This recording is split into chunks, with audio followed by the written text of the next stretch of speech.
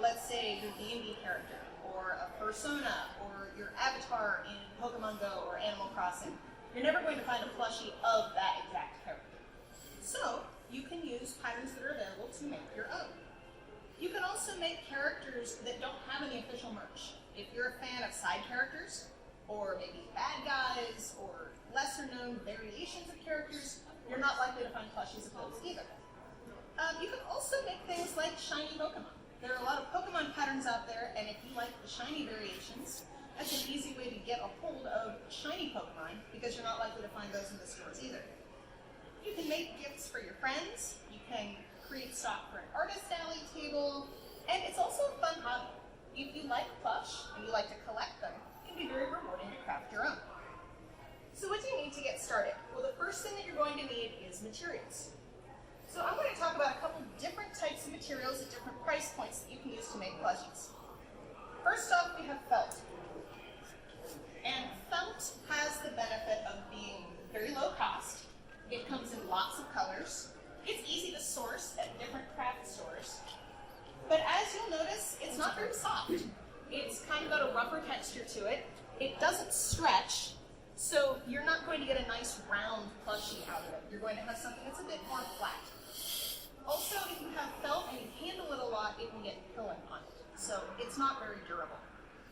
The next material that you can use is cotton. And cotton is fun because it comes in lots of different patterns. You can get it at Joann Fabrics.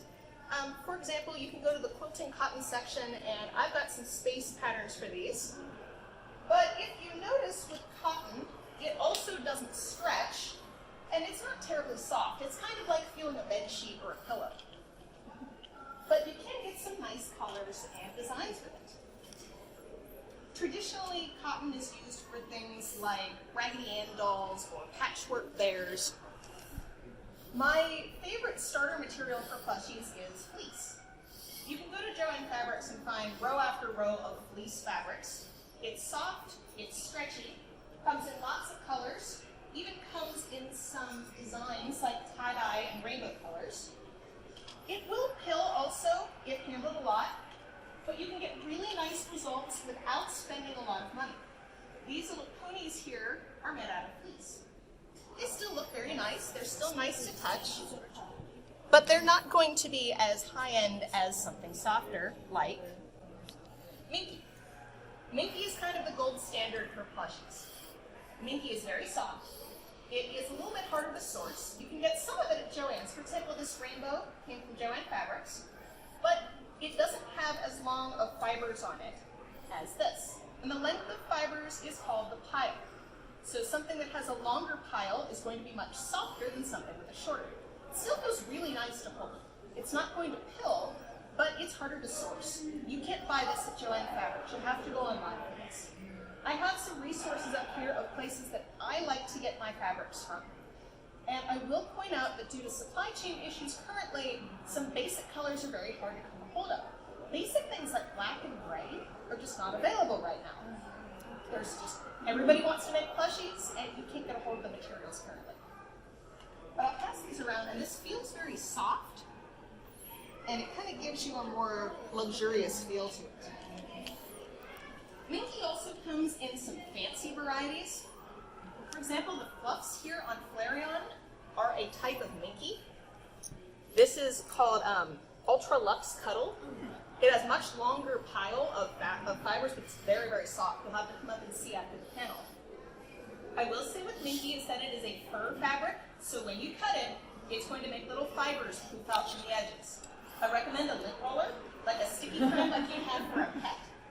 Lint roll your edges, otherwise you will have fluff all over your house. And it will come up your sewing machine and you'll just have fibers everywhere. Other materials used for making a plush is obviously stuffing. I have a couple different kinds in these little bags so that it doesn't go over the camera room. Typically I use the standard polyfoam, the cheap stuff you just get at Joann's. It makes a nice firm plushie. You'll get something that packs really well. Don't spend the money to get something fancier if you want a nice solid plush, because it'll become like a squishmallow. I have that in the purple bag here. This is called Soft and Silky. It feels really nice. nice. It's like a squishmallow kind of feel where it's kind of, you can push it in like a pillow, but it won't pack in to make a solid sculpture of a plush. I'm going to pass that around. This is the standard polyfill, and this is the soft and silky. They both have their uses. For things that don't need to be stuffed as full. So, for example, in Peach's hair, there's a bit of the soft and silky because I needed it to have a little bit of dimension, but not big and solid, and she doesn't have her hair that thick. And if you need to weight something, don't use beans, don't use rice. Speaking from experience, don't do that. Use poly pellets. You can buy these at Joann Fabrics also. These are what are used in beanie animals. They are little plastic, translucent pellets. I have them knotted in this bag because they love to go everywhere. But they give you a beanbag feel, like a Beanie Baby, or if you just need something to be weighted. For example, right now I'm working on a Dragonair plush from Pokemon. And Dragonair, if you don't know, has a skinny snake body but kind of a big head. And the pattern designer said, make sure you weight this or it'll tip over. Plushies, you know, you're going to put a lot of stuffing in to make the head nice and full, and without weight in it, it would not be able to stand upright. So those are poly pellets. Other materials that you will need, scissors. I recommend that you buy yourself a dedicated set of fabric scissors. Do not cut paper with these. Do not allow your family to cut things with these. Only use them for fabric so that they stay sharp for longer and they work well on your fabric. Chopsticks are useful for flipping seams. When you sew a plush, you're going to be sewing all the way around an outside edge with an opening so that you can flip it right side out. And to get the little corners, for example, on these little parts, use a chopstick to push the edges through. I also recommend these. These are hemostats. You can get them in a first aid kit or at a drugstore. These are nice for if you need to flip something that's very small. For example, this tiny little cat has a tail that if I did not have these tools, I would not have been able to flip this right side out because it is so small. The hemostats are also nice for getting stuffing into tiny little areas, like the little feet, the little point on the stars, because you can grab the stuffing and work it in there, and it can get into smaller spaces than your fingers, especially for pieces that are long and skinny, like the tail on Mew. There's no way that with this tube I could have worked my fingers into this and not made a huge mess. So hemostats are highly recommended. Let's see, and I recommend a sewing machine because even though you can hand sew plushies, a sewing machine is going to give you more consistent results. Your seams will be stronger, and you will wind up with something where the stitches are all roughly the same length. You don't need to spend a ton of money on a sewing machine, but I recommend that you get a full-sized machine. Don't get a travel-sized machine because you're going to get very limited results with it. Some people can make those work well, but there's really no way to upgrade it, and you're stuck with a small machine. A standard baseline sewing machine will cost you about $100 to $200, but everything on this table was made with a baseline starter machine. I don't have any fancy equipment. Just the same sewing machine that I bought in 2005 was a Kenmore, has made everything you see here. You also, of course, need pins. Just standard pins for holding your pieces together. You'll need something to put your pins in. I like these. These are magnetic trays. Nothing spills. And if you drop things on the floor, just wave it over and it picks all the pins up. A note about these, if you want to save money, don't buy this at Joann Fabrics. They sell this for $17 at Joann's. Harbor Freight sells it for $4. Ooh, I did not know that. Go to Harbor Freight. Good. Just look up magnetic tray. Okay. It's with the garage stuff. You know, it's like, oh, it's a manly tools tray. It's a sewing tray. I've never seen one that big because I've got the small little one like the heart and the pinkish. Sure, yeah. Harbor Freight, on their website, I looked it up. They have a 6-inch one for $4. Amazing. I know. Yeah, it's in with like the screws and whatnot because they use them to put screws in. Yeah, it's a garage tray. Oh, neat. You know, it has a manly name. Like, it's the same thing. It's literally the exact same. So yeah, you don't need it to be pink. It still works. I love it. It's fantastic. Always spray paint if you want to paint. That's right. You can always spray paint it pink if you like. Other things, talk about materials. You can use fake fur if you want. This is one of the first plushies that I ever made. He's cute. He's, I would like to remake him, knowing what I know now. He is made out of faux fur. It is kind of like your traditional teddy bears. Like if you see like heirloom teddy bears, they're made out of fake fur. Fake fur is a little bit harder to source. It's not as soft and it's very thick. So if you're sewing it, be careful that it's going to have the same problems as Minky with leaving little fibers everywhere, but it's going to have a very thick, almost like a canvas backing. So it's more difficult to sew. You use an upholstery needle. Yes, upholstery needle is very helpful for that. And speaking of needles, you will also need a hand sewing needle to finish off the plush when you're done. While you can sew almost the whole thing on a sewing machine, you need to have an opening at the bottom or you won't be able to flip it, you won't be able to stuff it. If you can't stuff it, it's not a problem. Oh, one last thing, if you're going to do any sewing at all, you need a seam ripper. Oh, yeah. I mean, you need a seam ripper. You will use it. I use it constantly. I have been sewing for decades, and every single project has something that this friend comes out with. There is no shame in it. And in fact, I recommend this over any other way to get stitches out. Because yes, you can cut them out with scissors, but you're more likely to put a hole in your project. This is very convenient for picking out stitches and saving a project. Let's talk about a few other things with fabric. And that is that some fabrics and some patterns require stretch. Stretch on plushies is nice because it gets you a nice rounded shape.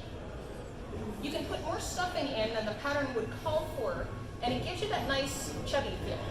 And when you're making plushies, my personal opinion is you can't have too much stuffing as long as it fits inside, because stuffing will compress over time.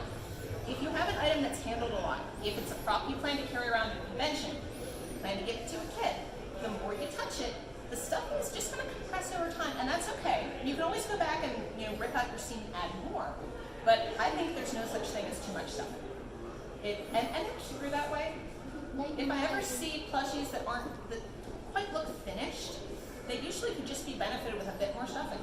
They'll look a little deflated, a little wrinkly on the seams. Just stuff them fuller. If you see animals that children have taken to sleep, they will squish down a lot. Step by step, making a plush. So the first thing that you're going to need is a pattern. The most basic kind of plush that you can make is something like this. It's just a pillow. What you'll need is a pattern. It can be any shape. Choose something that's fairly simple. And in fact, way back when I was in junior high taking home ec class, the first project they had us make was a pincushion, which was 2 circles or hearts or whatever, just sewn together with stuffing. So you'll need a pattern, and this is a pattern that I've made. It's a flat little shape. You will need to cut out 2 pieces of this that are mirror images of each other.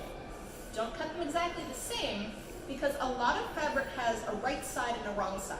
Sometimes it's very obvious, like the Minky fabrics. The wrong side of Minky, it doesn't feel very nice. It's very rough. Fleece, even though it looks very similar, it has a smooth side and a bumpy side.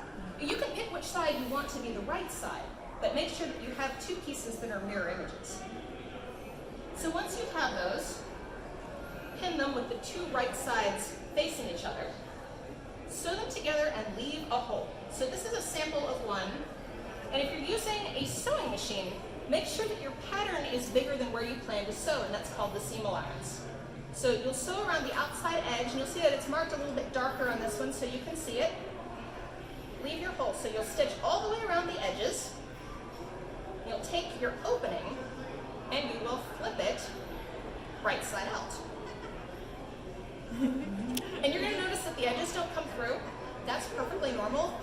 That's what we have the chopstick for. So if you can't get some of the corners, like the little feet, to come through, you just work that through, and you'll get the little points. And take your time with this. There's no hurry. I'm probably going fast because I have an audience. But just poke that through the edges. Get the little points. Give as much time as you have. And don't go so fast that you put a hole in it, and don't use something too pointy. Like, some people like to use their scissors. Be careful with that. You don't want to poke through a seam. I've done that too. That's why a chopstick is really nice because it's got a blunt end. Or the end of a pen cap, something like that. So you poke that through, and you'll have your finished plushie. And then you will put stuffing in through the bottom, and you will use a hand sewing needle to sew up the bottom edge.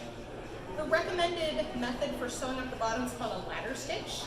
You will take one stitch on one side, go to the other piece of fabric and take a stitch there. There's some great videos and demos for that online to look that up. It's called a ladder stitch, and it will give you a nice finished bottom where you won't have any of those raw seams sticking out.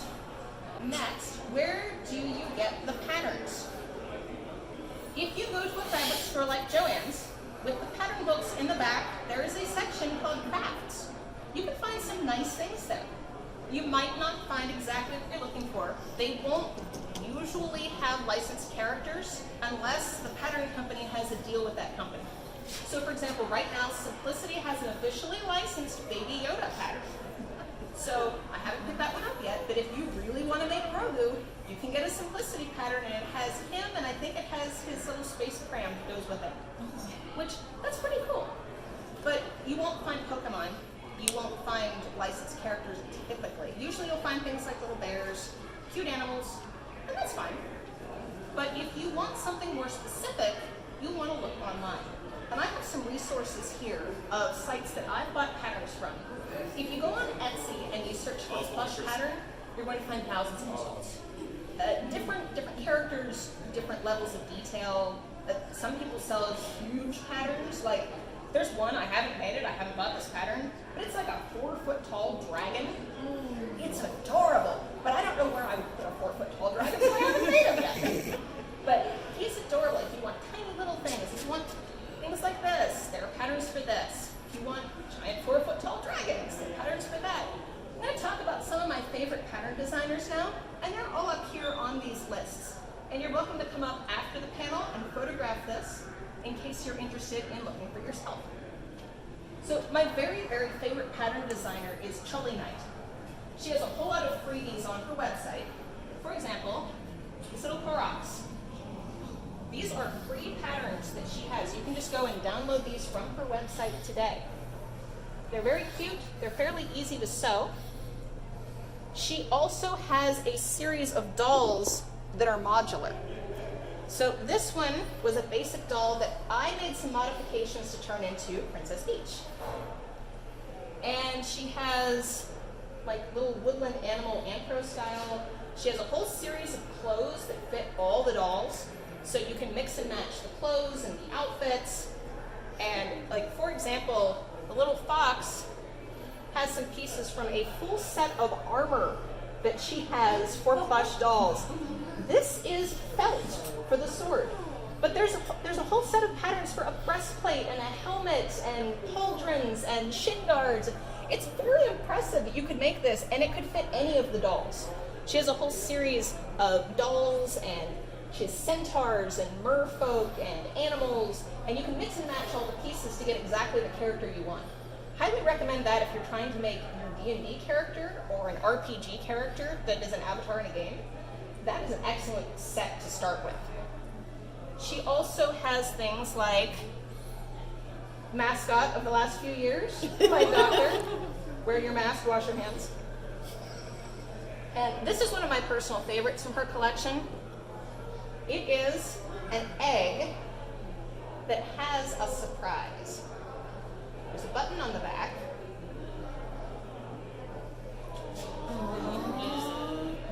And it flips into a baby dragon. She has a unicorn like this as well, but I had to get the dragon baby because it was so adorable. And it's just an impressive party trick. Like, hey, look at this thing. So I love her patterns. Her designs tend to be very cute.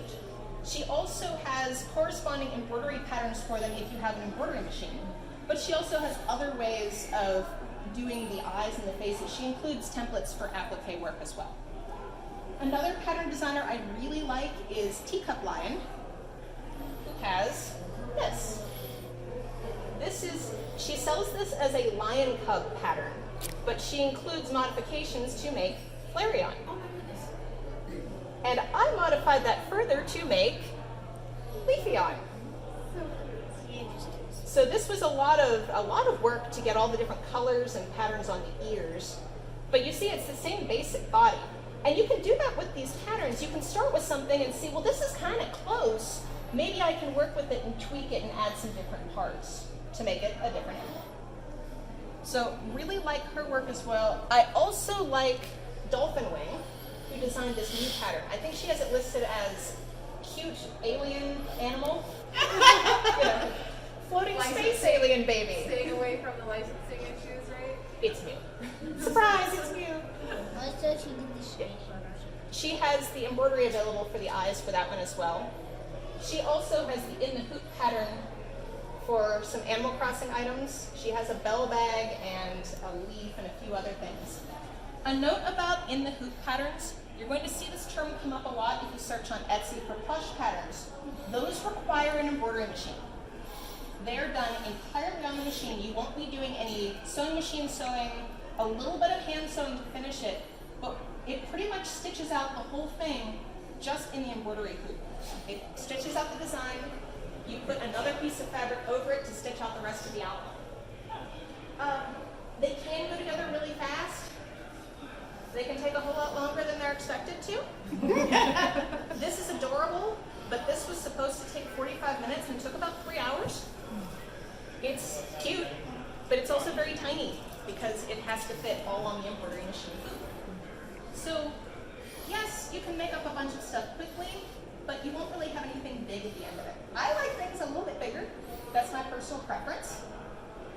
And I find that these tend to be a little bit more wasteful of materials too, because you have to have the full size square to fit in your embroidery machine hoop, and you're going to have a lot of waste. Whereas cutting out things like this, you're only going to cut out the materials that you need to use for that plushie.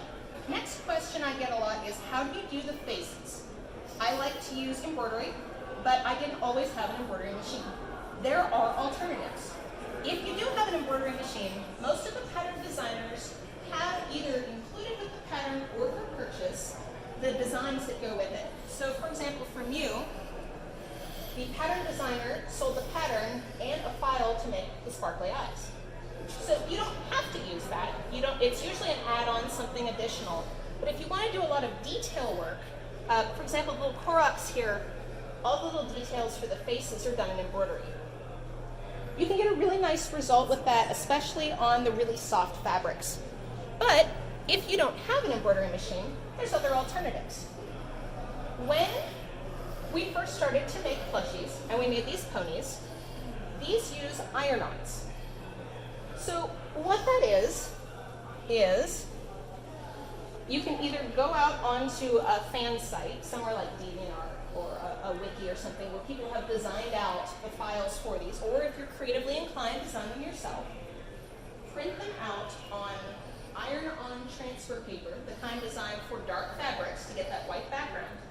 Cut them out, follow the instructions, and iron them onto your plush. You need an inkjet printer for those, not a laser printer. And you will actually iron those on after the plush is finished. A lot of these you'll do beforehand. Like the embroidery, obviously you have to embroider it before you put the plush together. These you do afterwards because you need to have that nice rounded surface with the stuffing inside. So you can get nice results. You can add details to them. So on these for the eyelashes, this is paint. It's the fabric paint that comes in a little squeezy tube. So if it's something that's too small to print off or too small to cut, you can add some paint to that to finish it up. If you don't like that option, you can use felt. So I have a couple ways that you can do felt. One of them I used on here. This is layered up felt. There is a white layer that's kind of hard to see because his fur is white, and there's a red layer on top of it with a little bit of fabric paint for the dot for the eye. Here's a sample of one I made up recently, a little bit bigger so you can see it. It looks really nice from the front. If you're going to view the plushie from the side, be careful. It stacks up. So if you're going to be seeing the plushie like the stars, if you're going to be seeing it, a little creepy, isn't it? If you're just going to be seeing it from the front, that's okay.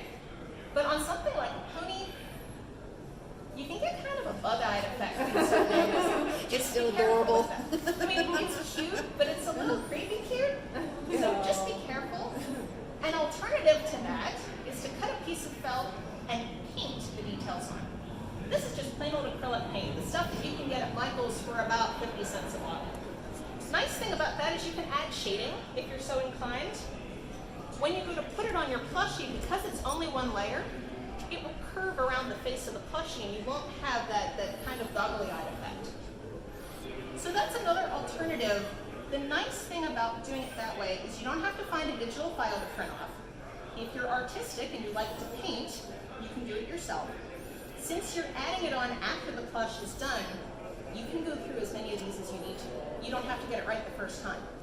If you sit there like, oh, I trailed my hand through, or you know what, this doesn't look so cute with blue eyes, maybe it looked cuter with green eyes. You don't have to patch it, you just set that one aside, paint up a new one.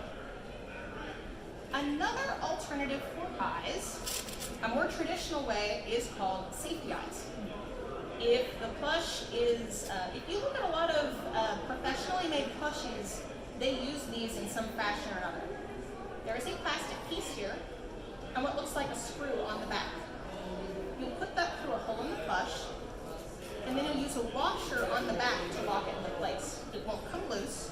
I use that for the little nose on here, because it's at the point of a seam, so you can't really embroider inside a seam point, but a little safety nose can go right in there, and it's very cute. You don't have to worry about messing it up. And in fact, on this one, I also used a safety nose, but I painted it brown. It took a lot of layers of paint to get it all to stick, but a black nose wouldn't look nice with all the brown.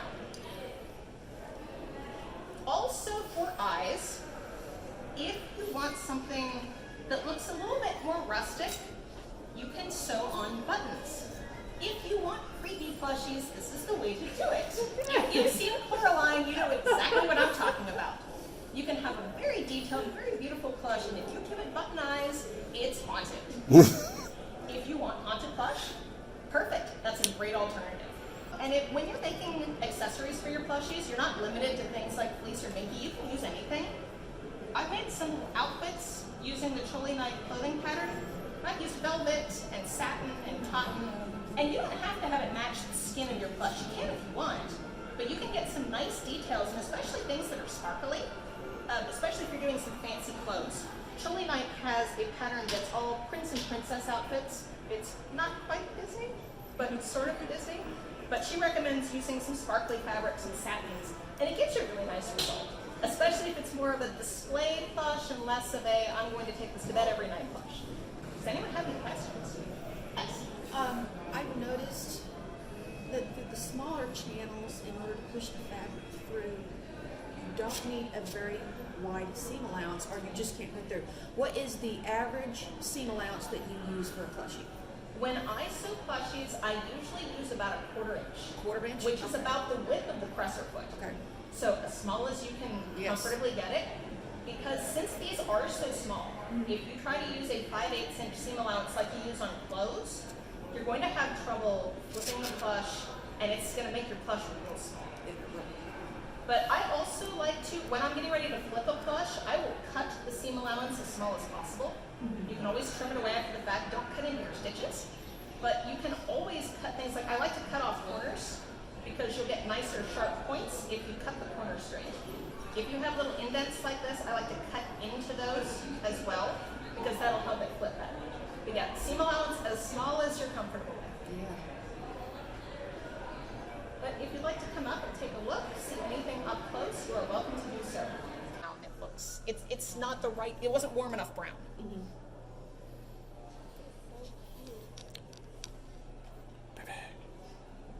And you can design the clothes to either be removable or to be permanent. I think the clothes on Little Fox will come off.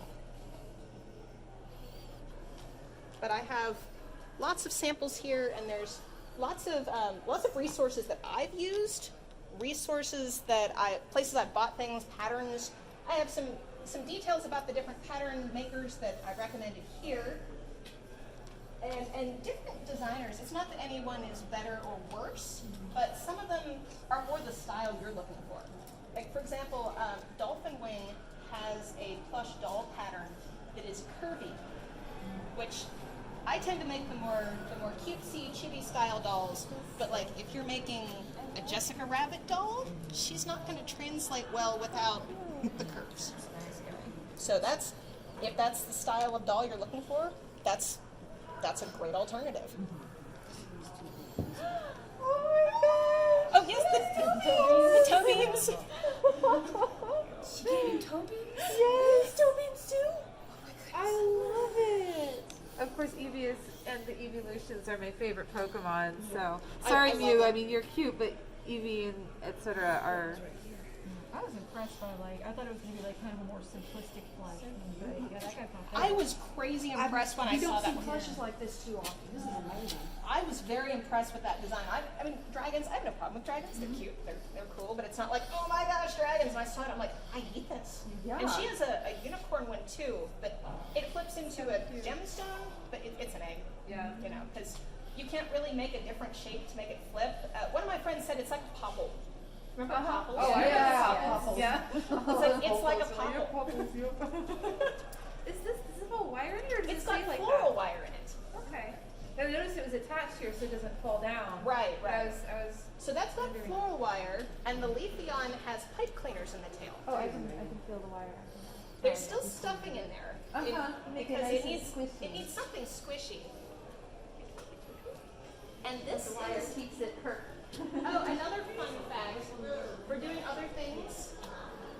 In order to make the crown fit and have the right look without falling off, I put a magnet in the crown and in her head. So Nice. so she has a magnetic crown. So that if I wanted to do different outfits or something for her, I mean, I made a little witch hat to go with that for a Halloween outfit, and obviously you can't have multiple hats. So I needed a way to make this removable. Very clever. So magnets. Magnets are great. They work really well.